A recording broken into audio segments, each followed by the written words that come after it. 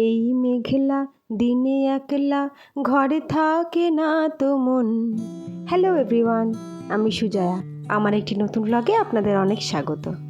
এই মেঘলা দিনেও মন ঘরে টিকছে না, তাই ছাতা আর রেনকোট নিয়ে বেরিয়ে পড়লাম আমার চেনা শহরের কোনো জায়গা ঘুরে দেখব বলে। গত শনিবার থেকে যা বৃষ্টি শুরু হয়েছে তাতে অনেক জায়গায় বন্যা পরিস্থিতি তৈরি হয়েছে, আর আমাদের আসানসোল শহরেও কোথাও জল প্রায় কানায় কানায় পৌঁছে গেছে। এত বৃষ্টিতে লোকজনের সঙ্গে গাড়ির সংখ্যাও অনেকটাই কম। কে আর বেরোবে বলুন? যাদের নেহাতি খুব দরকার তারাই বেরোবে। আমাদের আসানসোল শহরের একটি চেনা জায়গা হলো মা ঘাগরবুড়ির মন্দির। এখন সেখানেই যাচ্ছি, চলুন। মা ঘাগরবুড়ির মন্দিরের পেছনে একটি নদী আছে, আর এই নদীটি হচ্ছে সেই নদীটি। চলুন সামনে যাই, দেখি কতটা যেতে পারি। আর ওই দেখুন সামনে জিশান আর প্রণব। জিশান তো রেনকোট কিছুতেই পরতে চায় না, ওর গরম লাগে, কিন্তু জোর করে ওকে পরানো হয়েছে। জল কি স্পিডে বয়ে যাচ্ছে, দাঁড়ান জুম করে সামনে থেকে দেখাই আপনাদের। চলুন মন্দিরের পেছন দিকে যাই, ওই দিক দিয়ে আরো ভালো দেখা যাবে। ও মা, মন্দির চত্বর দেখেছেন? একদম ফাঁকা, একটি লোকজনও নেই, পাকপক্ষীও নেই। অন্যদিন এখানে ভিড়ে পুরো ঠাসা থাকে, এত লাইন পড়ে। একজনের পুজো দিতে 1 ঘন্টা 1.5 ঘন্টা ধরে লাইন দিতে হয়, আর আজ দেখুন একদম ফাঁকা। এখানে নদীর ধারে যাওয়া মানা আছে, কিন্তু আমরা একদম ধারে যাব না, একটু দূর থেকেই দেখব। অনেক আগে এখানে নাকি কয়েকটা দুর্ঘটনাও ঘটে গেছে, তাই এখানে আর যেতে দেওয়া হয় না ধারে। আমরা একটু দূর থেকেই দেখি, চলুন।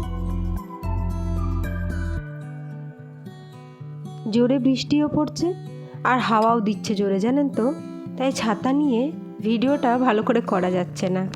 অনেক কষ্টে ছাতা ধরে আছি, একবার করে মনে তো হচ্ছে ছাতা সমেত আমাকে উড়িয়েই নিয়ে চলে যাবে, কিন্তু যাক, উড়িয়ে আর নিয়ে যায়নি। কিন্তু মনে মনে ভেবেছি এরপর থেকে যখন গাড়ি থেকে নামবো তখন রেনকোটটা পরেই নামবো। দাঁড়ান একটু জুম করে আপনাদেরকে সামনে থেকে দেখাই। দেখেছেন কি স্পিডে জলটা বয়ে চলেছে? চলুন তাহলে এবার বেরিয়ে পড়া যাক এখান থেকে, আরও কয়েকটা জায়গা ঘুরে দেখব। লোকজন নেই বলে মায়ের মন্দিরের দরজাও আজ বন্ধ রেখেছে, জানেন তো। এত দুর্যোগে কি আর করবে বলুন, তা আমরা বাইরে থেকেই প্রণাম সেরে এখান থেকে বেরোবো। অনেকের তো আবার সপ্তাহের এই ছুটির দিনটি সময়, তাই রবিবার দেখে আজকে গাড়ি পুজো করাতে এসেছে। দেখুন, অন্যান্য দিন হলে এই দোকানপাটগুলো সব খোলা থাকে, আর আজ দেখুন সব শান্ত, প্রত্যেকটা দোকান বন্ধ। আর আমরা যাচ্ছি, এখানে একটা বিখ্যাত চায়ের দোকান আছে, এখানে চাটা না খেলে মনটা ভরে না, তাই এখানে চা খেয়েই বেরোবো। আর এই বৃষ্টি ওয়েদারে গরম গরম 1 কাপ চা পেলে মন্দ হয় না বলুন। আর জিশান দেখেছেন, চা পেয়েই খেতে শুরু করেছে, বাইরে এলে তো আর বাধা থাকে না। নিজের পেয়ালার চাটা শেষ করে এখন আমার কাছেও ভাগ পাচ্ছে, দেখুন। আবার চা খেয়ে তার ফিডব্যাকও পেয়েছি, জানেন, বলেছে বেশ ভালো হয়েছে।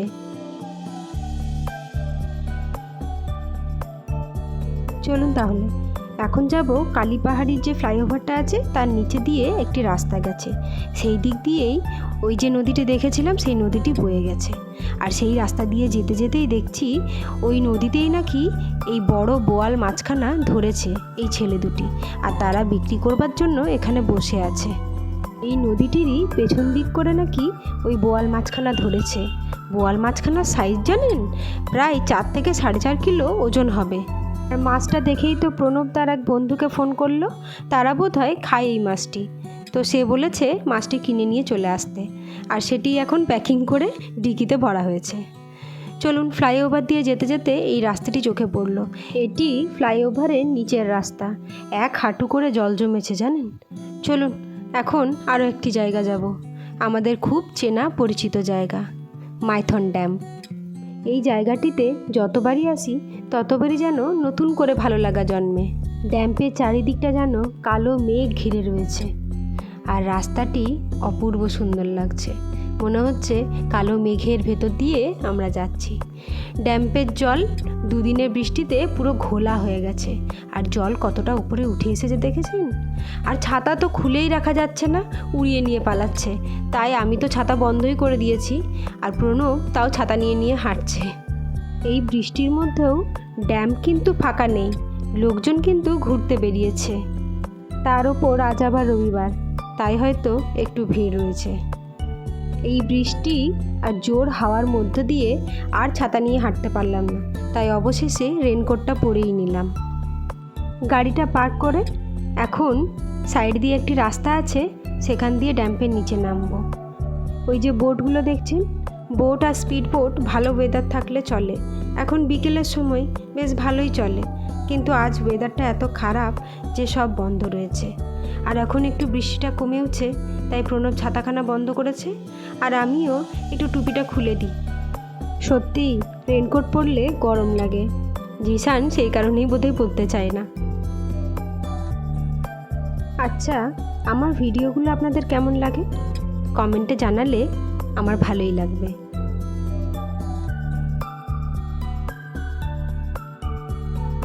আজ তো বোটে চাপার লোক নেই, তাই ওরা গেট বন্ধ করবে বলে অনেকক্ষণ ধরে তাড়া দিচ্ছে সবাইকে এখান থেকে বেরোনোর জন্য।